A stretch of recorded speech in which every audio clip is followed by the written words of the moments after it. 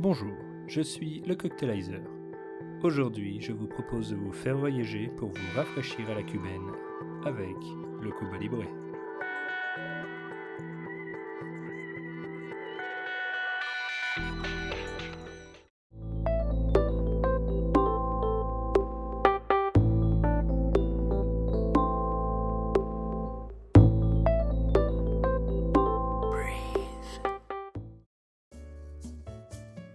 Cet été est particulièrement chaud.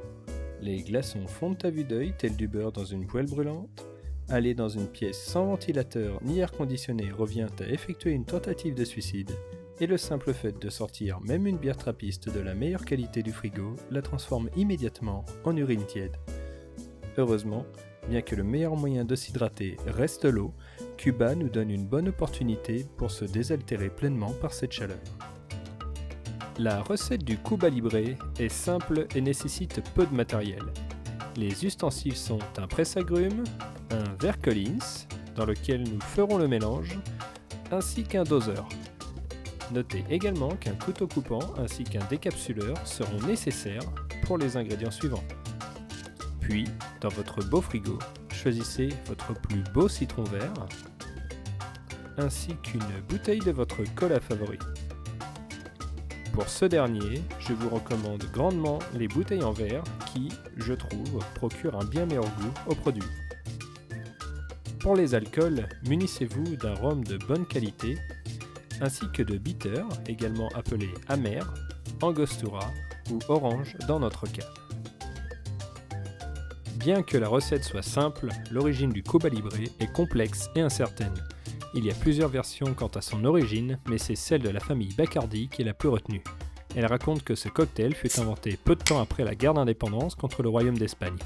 L'armée libératrice cubaine, secondée de l'armée américaine, triomphe de l'Espagne pour rendre Cuba libre. C'était le bon temps à l'époque. La version la plus courante veut qu'en 1898, dans un bar de la Havane, un groupe de soldats américains commanda du rhum Bacardi Gold avec du Coca-Cola et une tranche de citron vert, et qu'un soldat proposa un toast pour le Cuba Libre. La commercialisation de Coca-Cola s'étant effectuée à Cuba qu'à partir de 1900, la date est peu probable.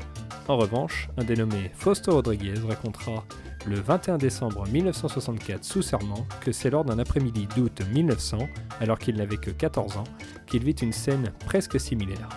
Faut-il espérer que le serment soit tenu ? Le Cuba Libre devient en revanche populaire grâce à la mafia italienne lors de la prohibition aux États-Unis de 1919 à 1933. Il faisait passer le rhum directement dilué avec du cola afin que ce dernier cache l'odeur.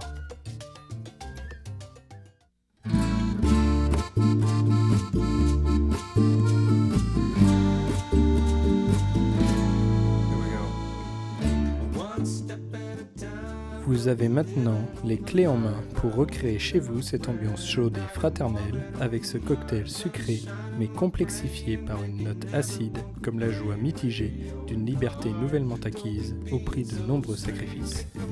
N'hésitez pas à partager la vidéo à vos amis férus des boissons complexes, à donner en commentaire vos variantes et touches personnelles pour le Cuba Libre et surtout à vous abonner à la chaîne pour découvrir de nouvelles recettes de cocktails. À bientôt et bonne dégustation.